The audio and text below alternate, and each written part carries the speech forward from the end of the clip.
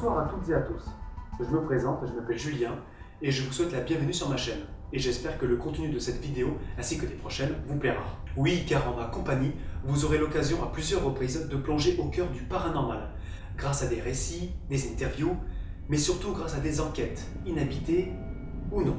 Oui, alors vous allez me demander pourquoi faire cette chaîne. Il existe déjà plein de supports qui proposent un petit peu les mêmes thèmes. Le truc c'est que sur YouTube, on peut tomber sur de tout et n'importe quoi. Des vidéos de qualité et des vidéos qui vous laissent un petit peu dubitatif, on va dire. On peut tomber sur des vidéos d'enquête, on va dire scénarisées, avec des comédiens, des péripéties, voilà, quelque chose de sympathique, hein, quelque chose de très bien foutu. On peut tomber également aussi, malheureusement, sur des vidéos qui vous trompent, remplies de fake.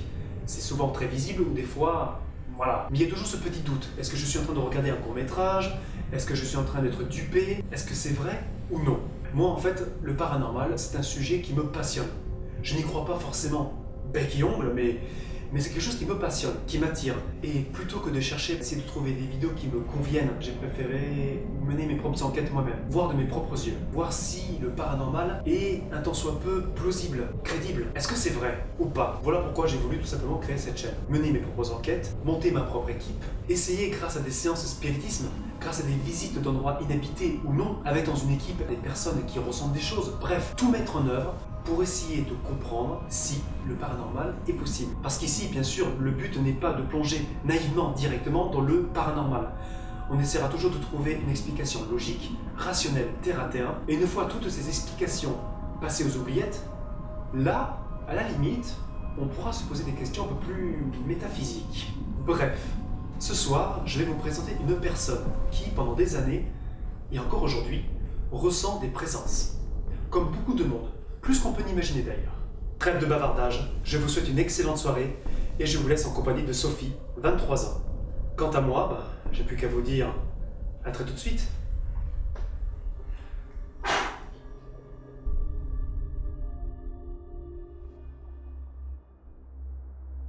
Je suis responsable de secteur dans une entreprise d'aide à domicile.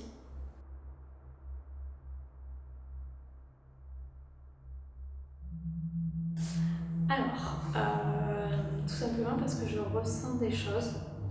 Alors, c'est des sensations qui ne sont pas visibles, mais je sens des choses dans certaines situations, dans certains endroits, de présence en fait. J'ai l'impression qu'il y a des personnes qui sont avec nous alors que je peux être seule dans une pièce ou alors avec des personnes que je connais et je sens une tierce personne avec nous.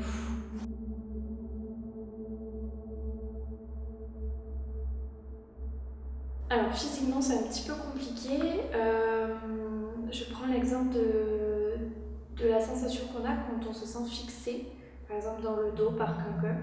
Voilà, moi c'est plutôt cette sensation-là, on va dire physique, que je peux ressentir.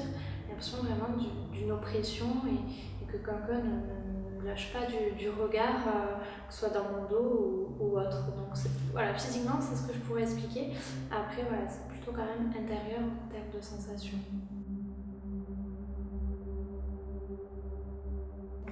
Je dirais quand même que ça s'est plus développé après le décès de mon grand-père dans une maison de famille. Peu de temps après ça, on a déménagé et c'est là que j'ai commencé vraiment à ressentir les plus grosses présences en fait. Les premières étant donc celle de mon grand-père décédé dans ma nouvelle maison après avoir déménagé.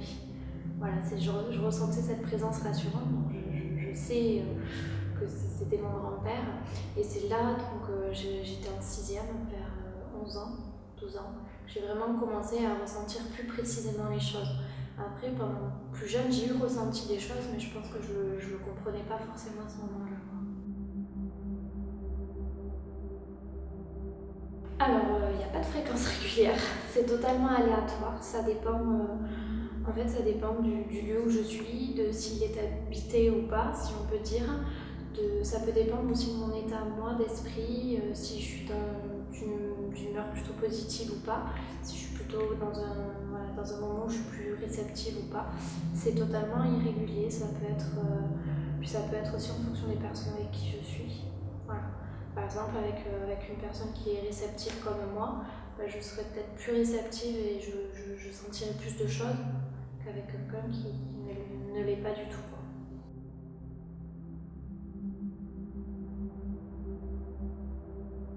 Journée, nuit, intérieur, extérieur, des lieux chargés d'histoire ou pas d'histoire, des habitations neuves ou anciennes. Il y a vraiment, il n'y a pas de code précis en fait, c'est totalement aléatoire, on ne sait pas. C'est le mystère de ça, c'est qu'on ne sait jamais quand ça va nous arriver, à quel moment, avec qui, voilà, c'est le grand mystère. En quelque sorte, oui, ça peut être vu comme un don. Après, je me suis jamais trop posé la question. Pour moi, c'est naturel chez moi, donc j'ai jamais trop posé la question là-dessus. Mais oui, on peut qualifier ça d'un don, comme on trouve d'autres dons plus poussés, de médium, ce genre de choses peut-être.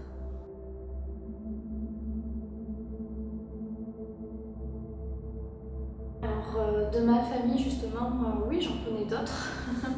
J'ai, à échelle moindre que moi, j'ai ma soeur et mon petit frère qui de temps en temps peuvent sentir, mais eux de façon très exceptionnelle, des petites choses ou se sentir un peu mal à l'aise.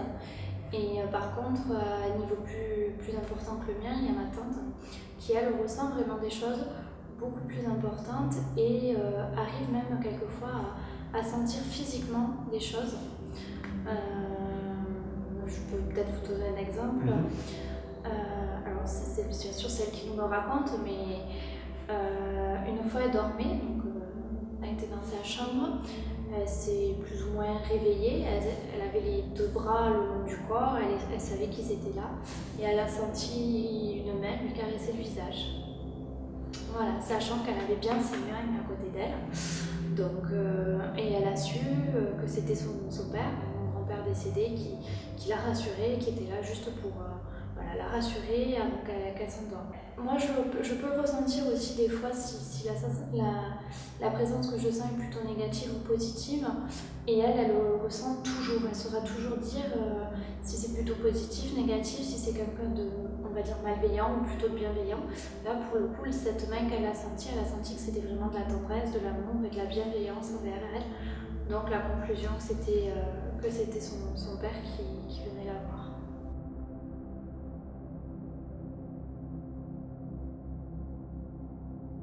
Alors rationnel, on pourrait trouver à certains moments, on se dit qu'on est fatigué, qu'on est stressé et que bon, on peut un petit peu laisser notre esprit se faire ses idées. Après, de ce que moi j'ai pu vivre, j'ai pas réussi à trouver d'explication rationnelle justement. Je pense plutôt qu'il y a vraiment des personnes qu'on ne voit pas, qu'on n'entend pas, mais qui sont autour de nous et qui quelquefois bon, voilà, essayent de se faire comprendre ou d'indiquer qu'ils sont là et même si on ne les voit pas. Donc moi je serais plutôt à penser qu'en effet il y a vraiment un côté un petit peu paranormal si on peut dire, mais certaines fois je comprends qu'on peut expliquer par des explications rationnelles certaines choses. Après voilà, moi avec ce que j'ai vécu, comme je dis, j'arrive pas à trouver d'explication rationnelle vraiment précise pour expliquer ce que j'ai pu vivre.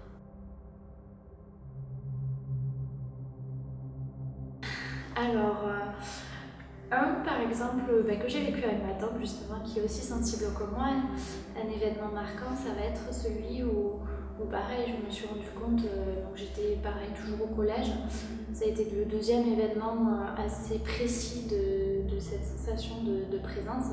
J'étais avec ma tante donc dans sa chambre sur son ordinateur, on discutait, et juste derrière elle, à côté de nous, une grande armoire, une vieille armoire en bois, toute simple, dans laquelle elle range ses vêtements. Donc d'un coup, les portes de cette armoire se sont ouvertes toutes seules, en grand, alors que nous discutions juste à côté de tout, de rien, voilà. Et j'avoue que moi, sur le coup, j'ai pas compris, donc j'ai été très surprise. Et c'est là que ma tante m'a dit que c'était quelqu'un. Et une fois qu'elle m'a dit ça, je me suis rendu compte que oui, en effet, ça faisait un moment que je sentais qu'il y avait quelque chose, mais pareil, je pense que je ne m'en rendais pas forcément compte. Et donc voilà, cet événement m'a marqué parce que ça m'a fait réaliser que oui, je sentais vraiment des choses et que ma tante aussi. Donc ça m'a aussi rassurée sur le fait que moi, ce que je ressentais, c'était pas non plus compliqué. complètement.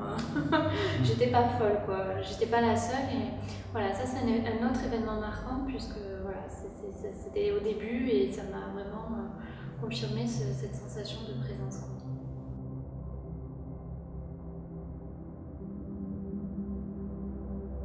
Pour le moment, j'ai jamais vécu de choses réellement paranormales. C'est vraiment des ressentis qu'on me fixe, qu'il y a quelqu'un à côté de moi, de croiser quelqu'un dans la rue, voilà, alors que je suis avec un ami et de sentir cette présence d'un coup dans la rue un peu oppressante. Mais non, voilà, c'est vraiment des ressentis. Pour le moment, j'ai jamais vécu de choses réellement paranormales. Après, peut-être que ça arrivera un jour. Peut-être. Eh bien, merci beaucoup.